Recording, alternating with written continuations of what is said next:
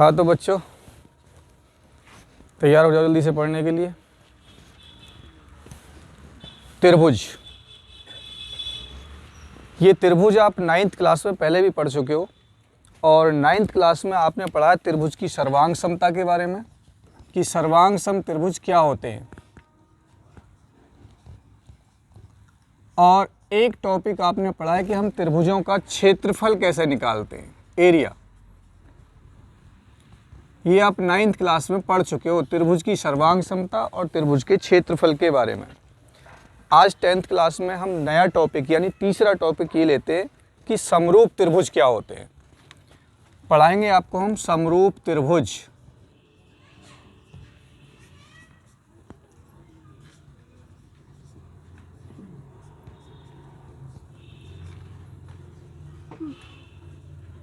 Similar triangle.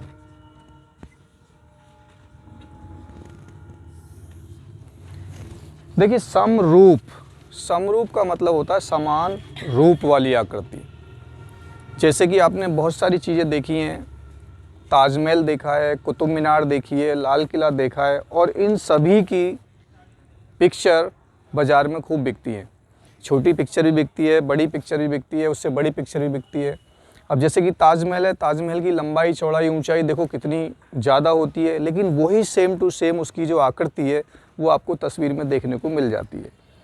लेकिन जितनी लंबाई ऊंचाई ताजमहल की होती है उतनी लंबाई ऊंचाई जो है हमारी पिक्चर में नहीं होती है। तो केवल आकृति समान होती है, आकार नहीं। यानी कि वो सभी की सभी आकृति जो सेम दिखाई देती है, एक जैसी दिखाई देती हैं, वो समरूप कहलाती हैं। ठीक है, जैसे कि ताजमहल की पिक्चर आपको जहाँ भी देखने को मिलेगी वो एक जैसी लगेगी, चाहे वो छोटी पिक्चर हो, चाहे बड़ी हो, या चाहे ओरिजिनल ताजमहल ही देख लो, तो वो सब के सब समरूप कहलाते हैं। यानी वो ताजमहल सब के सब समरूप है। ठीक है, ऐसे ही देखिए मैंने एक वृत्त खींचा, इस वृत्त की जो त्रिज्या है वो मान लेते हैं 1.5 सेंटीमीटर है। मैंने एक दूसरा वृत्त खींच दिया जिसकी त्रिज्या जो है वो 2 सेंटीमीटर है। तो वैसे तो देखिए ये बड़ा वृत्त है, ये छोटा वृत्त है, त्रिज्या दोनों की अलग अलग है, लेकिन आकृति जो है दोनों की जो शेप है वो एक जैसी है। इसलिए वृत्त जो है दोनों के दोनों ये समरूप कहलाएंगे, समरूप वृत्त। यानी कि वृत्त हमेशा समरूप होते हैं। ठीक है, आपको कभी एक वर्ग दे दिया जाए, वर्ग जिसकी चारों भुजाएं बराबर होती हैं, प्रत्येक कोण 90 डिग्री का होता है। एक दूसरा वर्ग दे दिया हमने, ये भी 90 डिग्री के ही होते हैं, लेकिन इनकी जो माप है, मान लेते हैं ये हमारी 1 सेंटीमीटर की है, ये भी 1 सेंटीमीटर है, सभी 1 सेंटीमीटर के हैं। ये 2 सेंटीमीटर की होगी भुजा,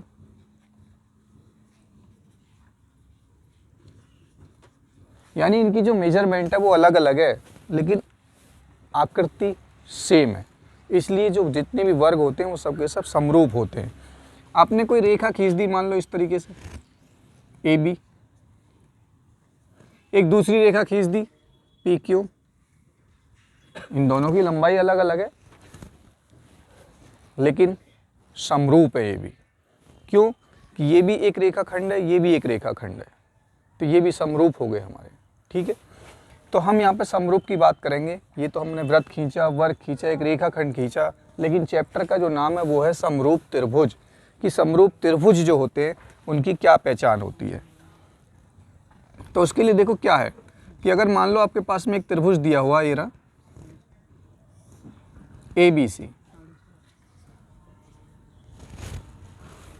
और एक दूसरा त्रिभुज दिया हुआ है PQR, तो दो त्रिभुज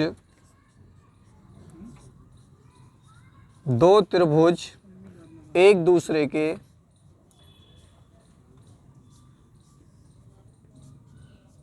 समरूप होंगे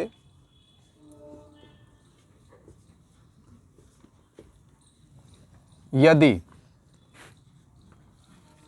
देखिए जरा, दो त्रिभुज एक दूसरे के समरूप होंगे यदि, पहली बात कि अगर इस त्रिभुज का ये कोण इस कोण के बराबर हो जाए, यानी कि कोण ए बराबर कोण पी के। आधार कोण बी और इसका आधार कोण क्यू बराबर है कोण बी बराबर कोण क्यू के, और इसका आधार कोण सी बराबर है आधार कोण आर के।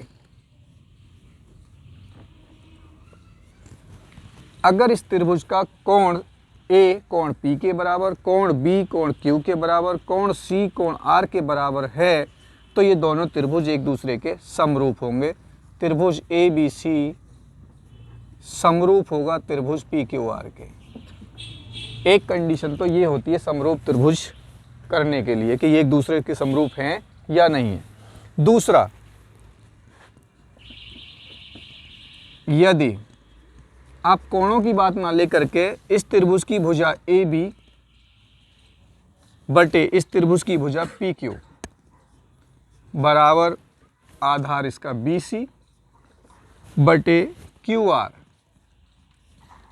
और बराबर सी ए बटे आर पी, यानी किसी भी तरीके से थोड़ा सा दिख नहीं रहा होगा, यदि ए बी बटे पी क्यू बराबर बी सी बटे क्यू आर और बराबर आप प्रूफ कर दो सी ए अपॉन में आर पी, तो भी ये त्रिभुज ए बी सी समरूप होगा त्रिभुज पी क्यू आर के। तो एक त्रिभुज दूसरे त्रिभुज के समरूप होगा, उसके लिए दो कंडीशन होती हैं, या तो उनके सभी कोण दूसरे त्रिभुज के कॉरेस्पॉन्डिंग यानी संगत कोणों के बराबर हो। इसका शीर्ष कोण है तो इसका भी शीर्ष कोण होगा, इसका ये आधार कोण है तो इसका भी यही होगा, और इसका सी है तो इसका आर होगा। ये अगर तीनों आपस में बराबर हैं तो ये त्रिभुज समरूप त्रिभुज होंगे।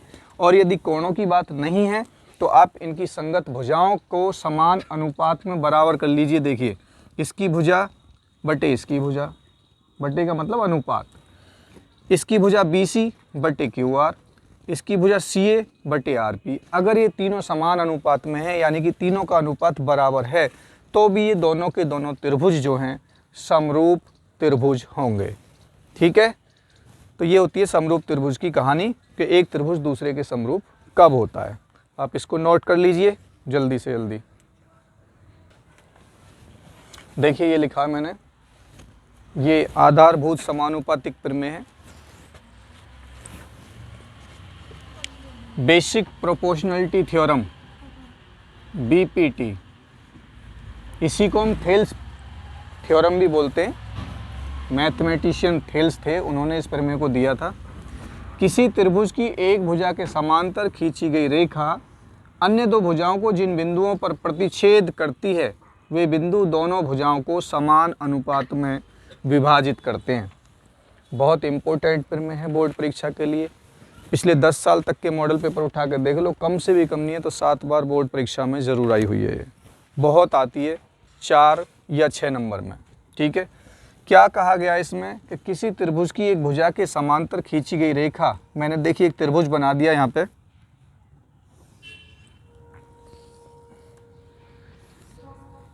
ये त्रिभुज है ए बी सी। किसी त्रिभुज की एक भुजा के समांतर खींची गई रेखा, मैंने इस भुजा बी सी के समांतर एक रेखा खींच दी इस तरीके से डी ई, समांतर खींची गई रेखा अन्य दो भुजाओं को, अन्य दो भुजाएं बची आपकी ए बी और ए सी, अन्य दो भुजाओं को जिन बिंदुओं पर प्रतिच्छेद करती है डी और ई पर, ये दोनों बिंदु भुजाओं को समान अनुपात में विभाजित करते हैं। यानी बिंदु डी और बिंदु ई पर विभाजित कर रहे हैं ना, ये प्रतिच्छेद कर रहे हैं, तो ए डी और डी बी का अनुपात बराबर होगा ए ई और ई सी का अनुपात। ये आपकी थेल्स प्रमेय कहलाती है। तो देखिए, प्रमेय को प्रूफ करने के लिए आपको 4 बातें लिखनी जरूरी होती हैं। सबसे पहले ज्ञात है या दिया है, क्या क्या बात दी हुई है, केवल हमें एक त्रिभुज दिया हुआ है कि त्रिभुज ए बी सी में ये जो रेखा डी ई है ये समांतर है बी सी, और रेखा डी ई भुजा ए बी और ए सी को बिंदु डी और बिंदु ई पर प्रतिच्छेद करती है यानी काटती है। क्या सिद्ध करना है? आपकी जो प्रमेय होती है उसी में सब कुछ छिपा होता है। किसी त्रिभुज की एक भुजा के समांतर खींची गई रेखा अन्य दो भुजाओं को जिन बिंदुओं पर प्रतिच्छेद करती है वे बिंदु दोनों भुजाओं को समान अनुपात में विभाजित करते हैं। यानी ये बिंदु डी और बिंदु ई इस भुजा को और इस भुजा को समान अनुपात में विभाजित करते हैं। यानी कि ए डी बटे डी बी बराबर ए ई बटे ई सी। ये बात हमें सिद्ध करनी है। उसके बाद में होती है रचना। देखिए रचना में मुझे क्या है, एक त्रिभुज ये दे रखा है, यहाँ पर कुछ है नहीं, तो मैं कुछ ना कुछ तो करूँगा रचना करने के लिए, यानी इसका निकालने के लिए ये अनुपात। तो मैंने क्या काम करा, बिंदु ई से लंब डाल दिया इस रेखा एडी पर इस तरीके से। ये मैंने रचना की एफ, और इस बिंदु बी से ई को मिला दिया और इस डी से सी को मिला दिया। ये रचना हमने की। ई एफ, बिंदु ई से E F, E F A B पर लंब डाला,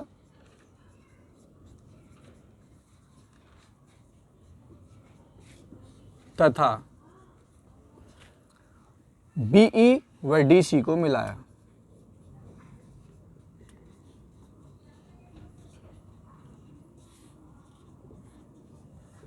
ये मैंने रचना की।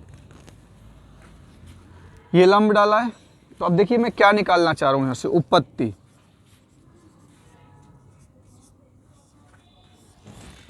उपपत्ति में मैंने क्या काम करा, इस त्रिभुज का क्षेत्रफल निकाला, त्रिभुज एडीई का क्षेत्रफल, त्रिभुज एडीई का क्षेत्रफल। त्रिभुज का क्षेत्रफल होता है 1/2 गुणा आधार गुणा ऊंचाई।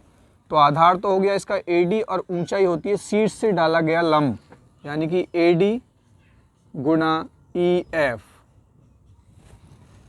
उसके बाद देखिए मैंने इस त्रिभुज का क्षेत्रफल निकाला, बी डी ई का क्षेत्रफल, त्रिभुज बी डी ई का क्षेत्रफल बराबर 1/2 आधार हो गया इसका ये वाला बी डी या डी बी। ऊंचाई देखिए, अगर आपको कोई इस त्रिभुज इस तरीके से दिया हुआ है ऐसे, तो इसका आधार हो गया यहाँ से, इसको लिख दिया मैंने नाम ए बी सी। इसका हम क्षेत्रफल निकालेंगे तो 1/2 आधार तो इसका ये होगा। ऊंचाई पता है क्या होती है, उसके शीर्ष से डाला गया लंब, लंबवत ऊंचाई जो 90 डिग्री का कोण बनाएगी वो होती है ऊंचाई। तो इस भुजा को हम पीछे की ओर हटाएंगे और इससे हम इस तरीके से लंब डालेंगे, तो देखिए ये ऊंचाई कहलाती है। ठीक है, तो मुझे यहाँ पर त्रिभुज बी डी ई का क्षेत्रफल निकालना, ये अधिक कोण है, तो इस भुजा को पीछे की ओर हटाया, शीर्ष से लंब डाला, तो इस त्रिभुज की ऊंचाई भी जो है वो हमारी ई एफ ही होगी। तो ये हो जाएगा 1/2 डी बी गुणा ई एफ। ये दो त्रिभुजों का मैंने क्षेत्रफल निकाला। अब करना क्या है, मुझे जो निकालना है वो त्रिभुज की भुजाओं में अनुपात निकालना है, क्योंकि मुझे निकालना है ए डी बटे डी बी, सिद्ध करना ना ए डी बटे डी बी। तो जो त्रिभुज दिए हुए इन दोनों त्रिभुजों के क्षेत्रफल में मैंने भाग दे दिया। भाग दे देता हूँ, यहाँ लाइन खींच देता हूँ इस तरीके से। इसलिए मैंने लिखा त्रिभुज ऊपर वाला ए डी ई का क्षेत्रफल अपॉन त्रिभुज बी डी ई का क्षेत्रफल। कोई बालक कह सकता है सर जी भाग क्यों दे रहे हो, क्योंकि भाग का मतलब होता है अनुपात। मुझे अनुपात निकालना इन भुजाओं में, इसलिए मैं इस त्रिभुज के क्षेत्रफल में इस त्रिभुज के क्षेत्रफल का भाग दे रहा हूँ। तो ऊपर वाले त्रिभुज का क्षेत्रफल 1/2 गुणा ए डी और गुणा ई एफ, और नीचे वाले त्रिभुज का क्षेत्रफल 1/2 गुणा डी बी और गुणा ई एफ। देखिए ई एफ और 1/2 कट जाएगा, बचेगा त्रिभुज ए डी ई का क्षेत्रफल बटे त्रिभुज बी डी ई का क्षेत्रफल। 1/2 कट गया, ई एफ कट गया, केवल हमारे पास बच रहा है A D upon D B. और इसको हम मान लेते हैं समीकरण 1। ध्यान से देखो, हमने निकाला त्रिभुज ADE का क्षेत्रफल बटे त्रिभुज BDE का क्षेत्रफल, तो आंसर में आया है AD/DB। तो अगला हम क्या काम कर रहे हैं, इसी प्रकार अब हमें एक चीज़ और निकालनी है इधर की साइड में। यहाँ भी मैंने त्रिभुज तो वही लिया कि त्रिभुज ADE का क्षेत्रफल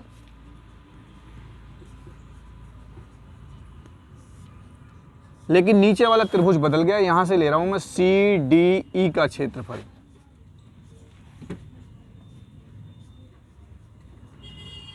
बराबर जैसे हमने यहां पे निकाला इस त्रिभुज का क्षेत्रफल बटे इस वाले का क्षेत्रफल, तो आंसर आया AD/DB।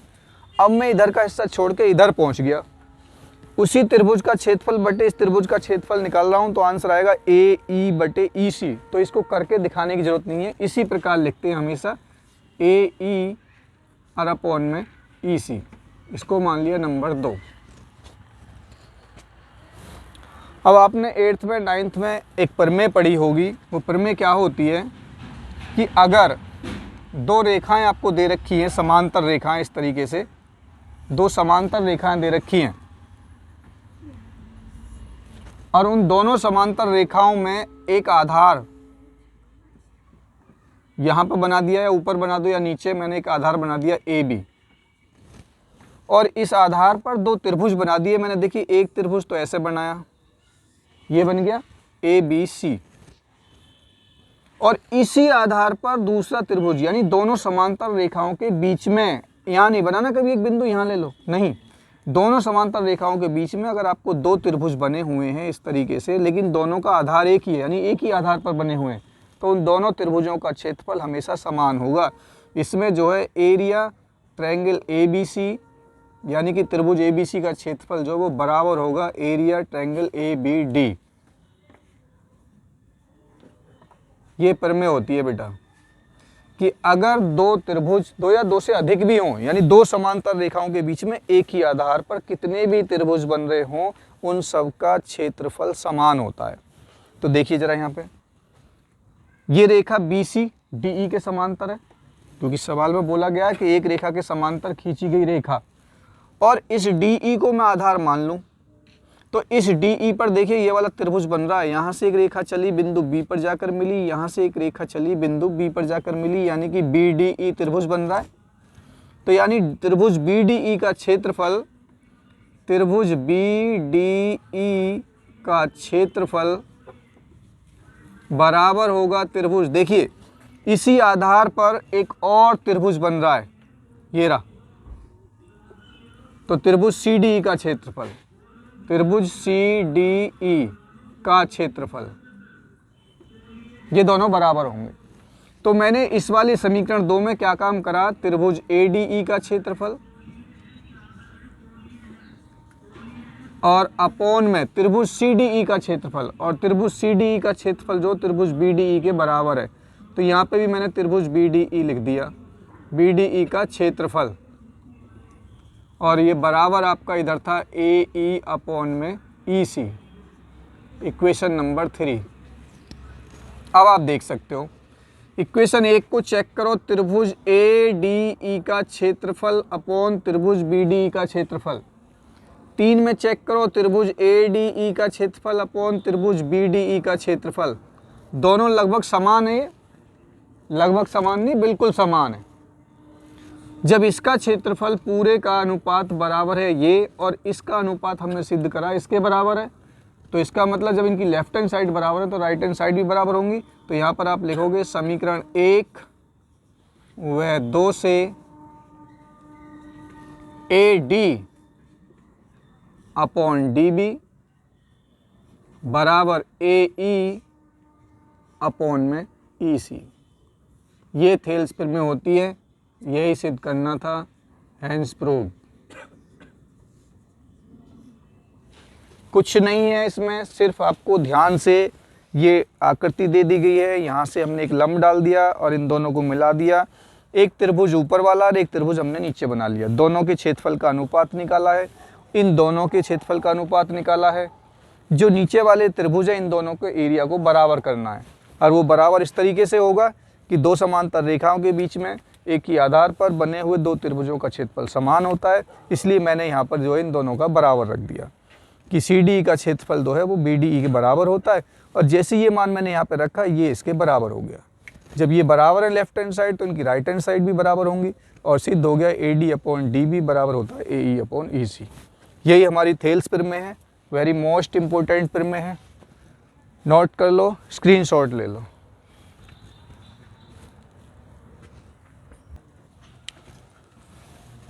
देखो थेल्स प्रमेय अभी पढ़ाई आपको कि त्रिभुज ABC में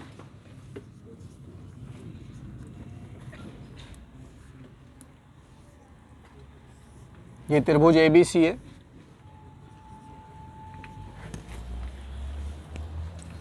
BC के समांतर रेखा DE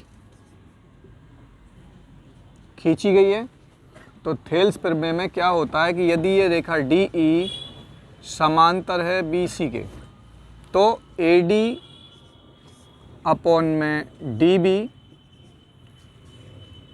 बराबर होता है AE/EC।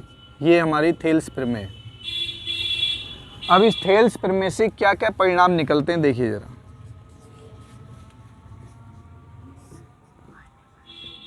नंबर 1, AB देखिए जरा, AB पूरी भुजा ले ली जाए और अपॉन में DB बराबर होता है AC यानी पूरी भुजा और अपॉन में EC। दूसरा, AB पूरी भुजा अपॉन में ऊपर वाला AD बराबर होता है AC अपॉन में AE। तीसरी बात, इस त्रिभुज में देखिए ये वाली भुजा AD बटे आधार DE और बराबर होता है पूरी भुजा AB अपॉन में आधार BC। और चौथी बात जो है वो ये है, इसका विलोम है कि अगर इस आकृति के अंदर आप 1, 2, 3, 4 इन चारों में से कोई भी बात प्रूफ कर देते हो तो ये रेखा DE जो है वो BC के समांतर होगी। DE समांतर होगी BC के। ये इसके परिणाम है। तो अब देखिए हम पहले वाले को देखते हैं। थेल्स प्रमेय से अभी आपके सामने है AD/DB बराबर है AE/EC। फिर से देख लो, ये क्वेश्चन जब करोगे तो क्वेश्चन में कभी कभी क्या होता है कि यही भुजा नहीं दी होगी, कभी कभी पूरी भुजा दी होती है, कभी ये नीचे वाली दी होती है, कभी ये भुजा दी होती है BC, ये DE दिया होता है और आपसे पूछा जाता है कि EC ज्ञात करो। तो हमेशा AD/DB बराबर AE/EC ही काम नहीं करेगी। इन सब में से कोई सा भी फॉर्मूला आप यूज़ कर सकते हो। अब जैसे पहले देखिए ज़रा, थेल्स प्रमेय आपको पता है, चूँकि हम जानते हैं AD/DB बराबर होता है AE/EC। और मुझे लाना क्या है, देखो जरा, AB/DB, AB और AB बराबर होता है AD+DB। दिख रहा है?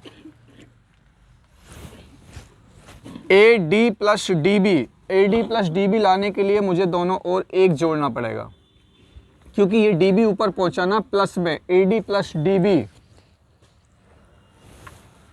यहाँ लिखेंगे दोनों ओर 1 जोड़ने पर।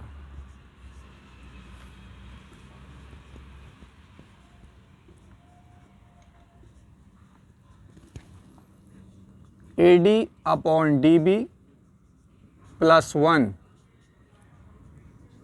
AE/EC +1 एलसीएम लिया तो ये हो जाएगा AD+DB अपॉन में DB बराबर AE+EC अपॉन में EC।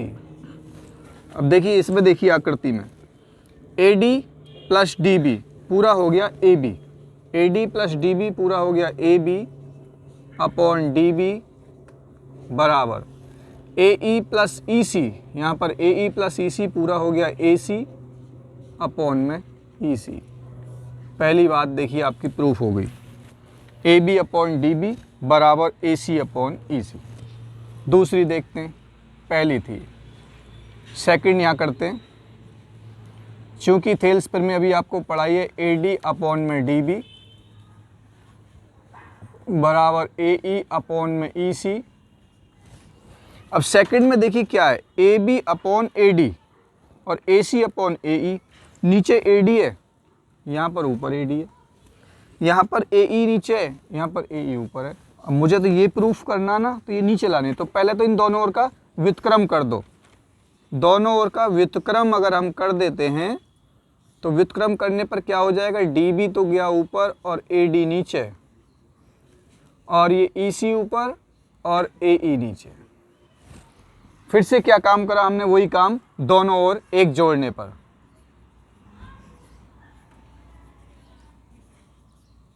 दोनों ओर एक जोड़ने पर तो हो जाएगा डी बी अपॉन में A D plus 1 E C upon में A E plus 1।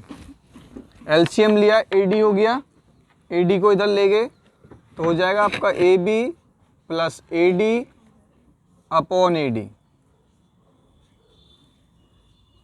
E C plus A E upon A E. LCM लेकर हल कर लिया। अब देखिए फिर से इस आकृति में देखिए, A B plus A D, D B है भाई, ये गलत कैसे लिख दिया ये, डी बी कहाँ है, डी बी ये रहा, प्लस ए डी कहाँ है, ये रहा। D B plus A D पूरा क्या हो गया, ए बी अपॉन में ए डी बराबर ई सी प्लस ए ई पूरा हो गया ए सी और अपॉन में ए ई। ये दूसरी बात प्रूफ हो गई देखो आपकी कि ए बी अपॉन में ए डी बराबर ए सी अपॉन ए ई। एक है आपका A D upon D E बराबर A B upon B C. ये समरूप त्रिभुज की सहायता से आप कर सकते हैं, क्योंकि देखिए ये जो है पूरा त्रिभुज था, जब ये रेखा इसके समांतर खींच दी तो ये छोटा वाला जो त्रिभुज है ना, ये बड़े वाले त्रिभुज के समरूप होगा, क्योंकि ये वाला जो एंगल है ए, वो दोनों में काम कर रहा है। त्रिभुज ए डी ई में भी उभयनिष्ठ है ये, और दोनों में उभयनिष्ठ है ये। ए बी सी का भी काम कर रहा है और ए डी ई का भी काम कर रहा है। ये रेखा इस रेखा के समांतर है, तो ये वाला कोण इस कोण के बराबर होगा, संगत कोण कहलाते हैं, और ये वाला कोण इस कोण के बराबर होगा। तो जब किसी त्रिभुज के तीनों कोण किसी अन्य त्रिभुज के संगत तीनों कोणों के बराबर होते हैं तो वो त्रिभुज समरूप त्रिभुज होता है। तो हम यहाँ पे ये लिख सकते हैं कि त्रिभुज ए डी ई समरूप है त्रिभुज ए बी सी के। जब त्रिभुज ए डी ई त्रिभुज ए बी सी के समरूप है, तो अभी आपको शुरुआत में बताइए कि समरूप त्रिभुज होने की 3 कंडीशन होती हैं। अब जब ये समरूप हो गया है तो इसकी ये वाली भुजा ए डी बटे पूरी भुजा ए बी, इसलिए ए डी बटे ए बी बराबर इसका आधार बी ई डी ई और इसका आधार हो गया बी सी। बस इन दो की मुझे ज़रूरत है। तो देखो मैं क्या कर सकता हूँ, ए डी अपॉन में लाना है डी, इनकी क्रॉस मल्टीप्लाई कर दो, ये हो जाएगा आपका A D into B C बराबर ए बी और इंटू में डी ई। अगर मैं ए डी को यहीं रखूँ और इस डी ई गुणा में नहीं तो इधर लाएंगे बटे में आ जाएगा बराबर ए बी, इस बी सी को इधर ले जाएंगे तो ये बटे में आएगा। ये देखिए आपका अगला पॉइंट, ए डी अपॉन में डी ई बराबर A B upon B C. और यदि किसी भी आकृति में इस तरीके की आकृति में आप ये सारी बातें में से कोई भी एक ले आते हो तो हमेशा डी ई जो है बी सी के समांतर होगी। ठीक है।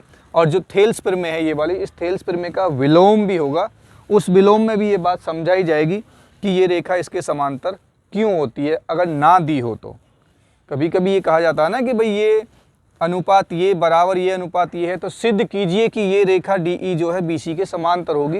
ये थेल्स प्रमेय का जो विलोम होता है उसके अंतर्गत हम आपको ये बताएंगे, ठीक है। तो ये बहुत इंपॉर्टेंट निष्कर्ष हैं इसके थेल्स प्रमेय के परिणाम है, जो न्यूमेरिकल्स में बहुत काम आएंगे। इनको आप अच्छी तरीके से समझ लें, स्क्रीनशॉट ले लें, अपनी नोटबुक में नोट भी कर लें। और देखिए वीडियो आपको अच्छी लगती है तो ज़रा लाइक किया करें और अपने दोस्तों के साथ शेयर किया करें कि भाई गुरुजी की वीडियो है, कम से कम इसको लाइक तो करें, ठीक है। तो मेहनत करो, नेक्स्ट वीडियो में फिर उपस्थित होंगे। Thank you.